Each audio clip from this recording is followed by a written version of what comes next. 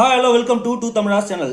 Tata chemicals last 4 நாளில் இதோட share price around 40% increase ஆயிருக்கு. உண்மையிலே இந்த கம்பெனி நல்லா பர்ஃபார்ம் பண்ணதுனால இவங்களோட ஷேர் பிரைஸ் இன்க்ரீஸ் ஆயிருக்குன்னா அதாங்க கிடையாது. ஏன்னா இவங்க world 3rd largest soda ash manufacturer. Soda ஆஷ்ன்றது கிளாஸ் மேனுஃபேக்சரிங்ல யூஸ் பண்ற ஒரு கெமிக்கல். இதுக்கு இன்டர்நேஷனல் லெவலில் டிமாண்ட் கம்மியாக இருக்குது, சப்ளை அதிகமாக இருக்கிறதுனால இவங்க பிஸ்னஸ் ஆல்ரெடி ஸ்ட்ரகிள் இருக்குது. இயர் ஆன் இயர் பார்த்தீங்கன்னா 10% ரெவன்யூ கம்மியாக இருக்குது. அப்படி இருந்தும் இந்த ஷேர் ஏன் மேலே போயிட்டு இருக்கு அப்படின்னா ஒரே ஒரு நியூஸ். டாடா சன்ஸ்ன்றது டாடா குரூப்பில் இருக்க ஹோல்டிங் கம்பெனி. இதோட கேபிட்டல் அதிகமாட்டதுனால ஆர்பிஐ 2025 செப்டம்பருக்குள்ள இந்த கம்பெனி லிஸ்ட் பண்ணி ஆகணும் ப்ரெஷர் பண்ணுறாங்க.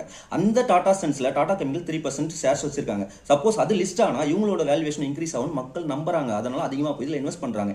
என்ன பொறுத்த வரைக்கும் ஒரு நியூஸ் பேஸில் ஒரு கம்பெனிக்கு ஷேர் பிரைஸ் இன்க்ரீஸ் ஆகுதுன்னா அதில் நம்ம என்ட்ராக இருக்கிறது தான் நல்லது.